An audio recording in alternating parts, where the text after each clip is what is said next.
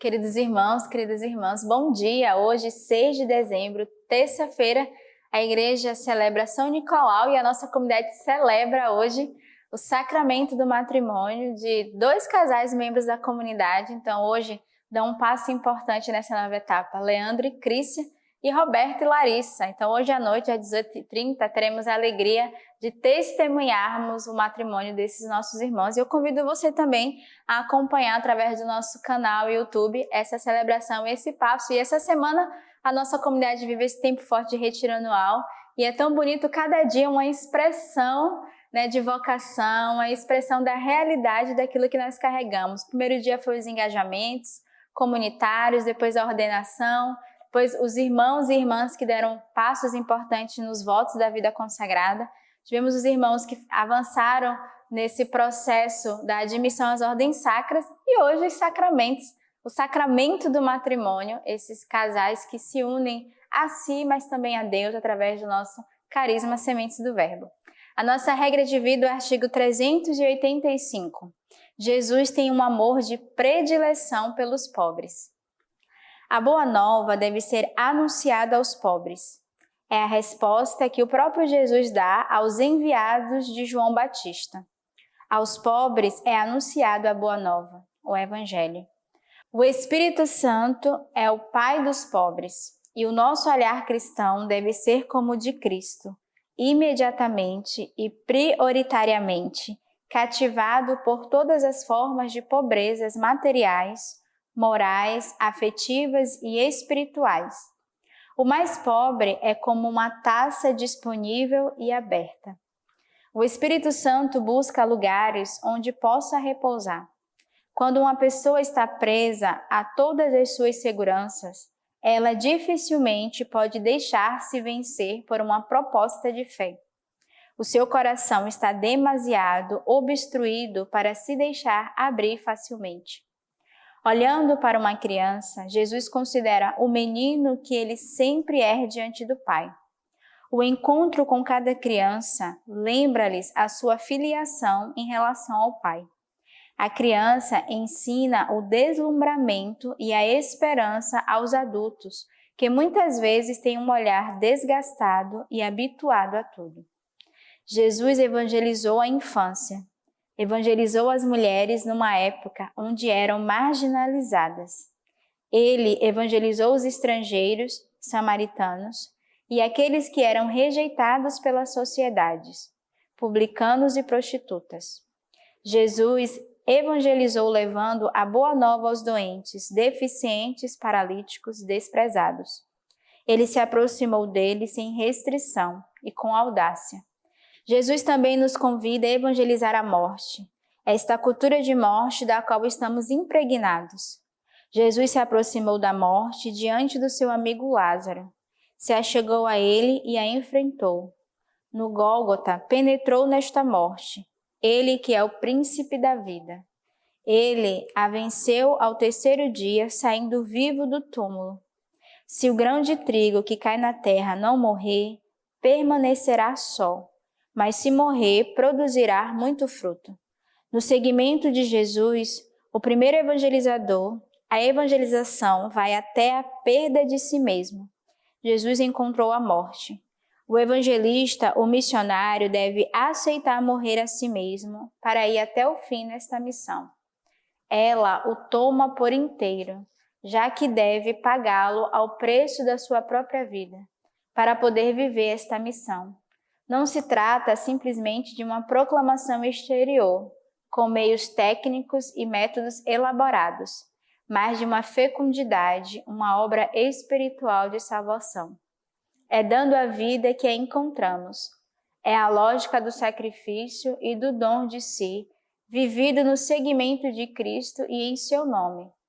Há em Deus uma infinita paciência, mas também uma impaciência, a angústia da salvação do mundo.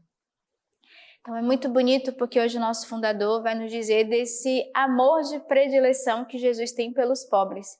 E eu queria destacar essa frase tão bela quando o diácono vai nos dizer: o mais pobre é como uma taça disponível e aberta.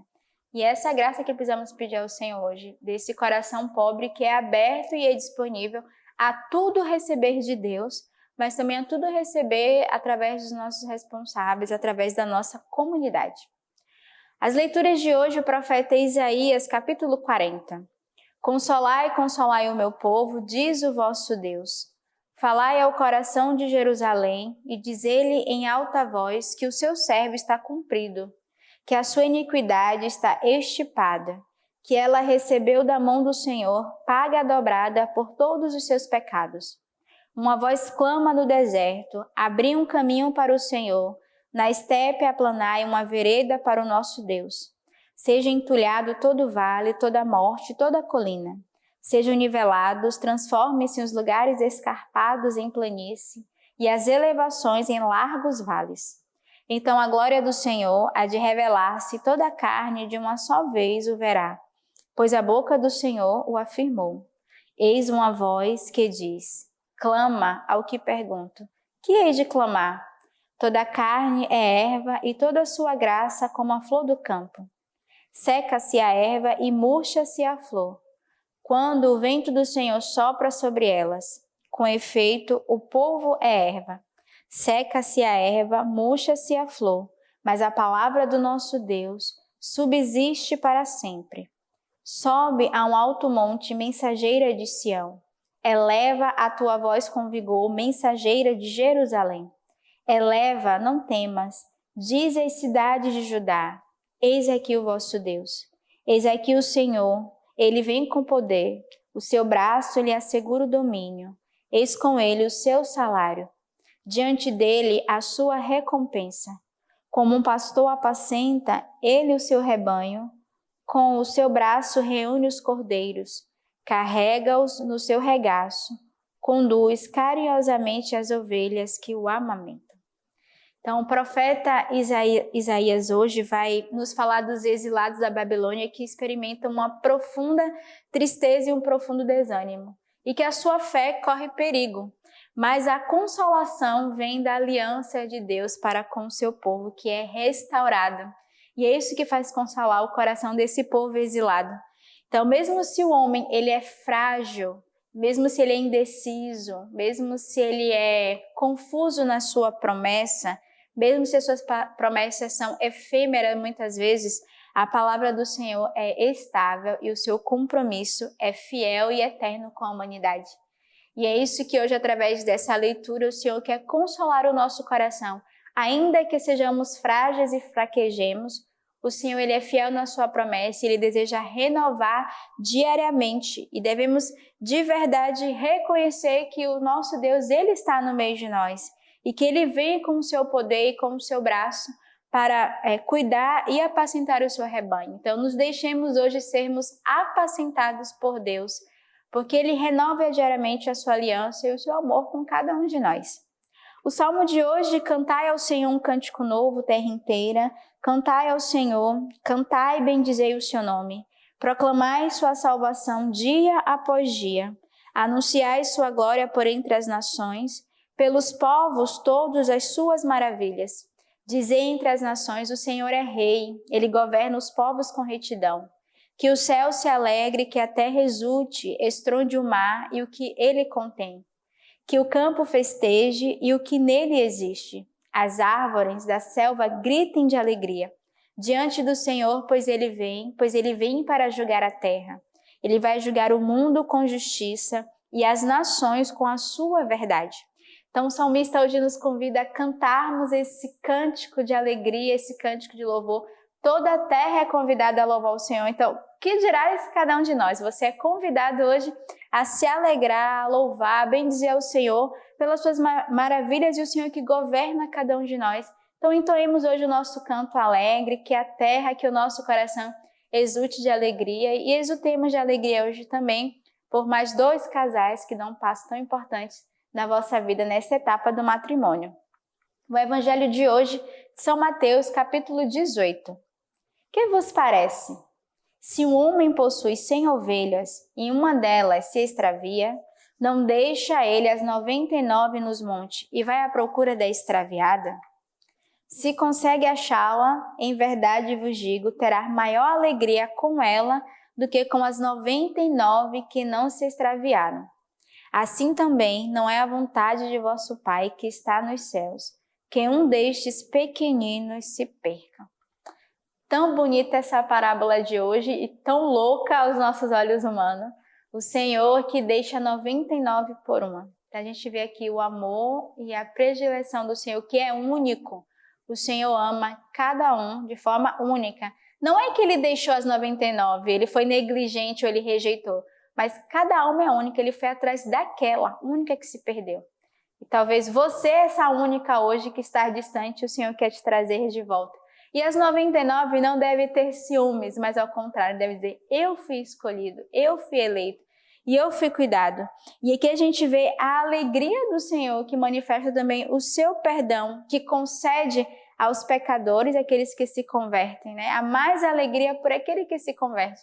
Então, a alegria do Senhor é aqueles que voltam o seu coração para Ele, aqueles que estão disponíveis a se oferecer a serviço de Deus, a dar a sua vida e a se oferecerem a sair das suas próprias limitações e fragilidades. E o Senhor nos pede de sermos pequenos, termos o nosso coração humilde e de sabermos que o céu é para os pequeninos, o céu é para aqueles que têm um coração humilde, um coração aberto, não um coração orgulhoso. E de entrarmos nessa loucura de Deus que é capaz de deixar as 99 por uma alma. E eu te pergunto hoje, qual é a alma que você hoje vai correr atrás?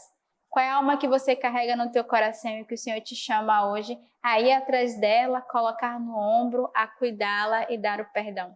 Então, que nesse dia o Senhor nos faça trazer ao nosso coração qual é a alma que hoje eu sou chamado a carregar na minha oração e na minha intercessão.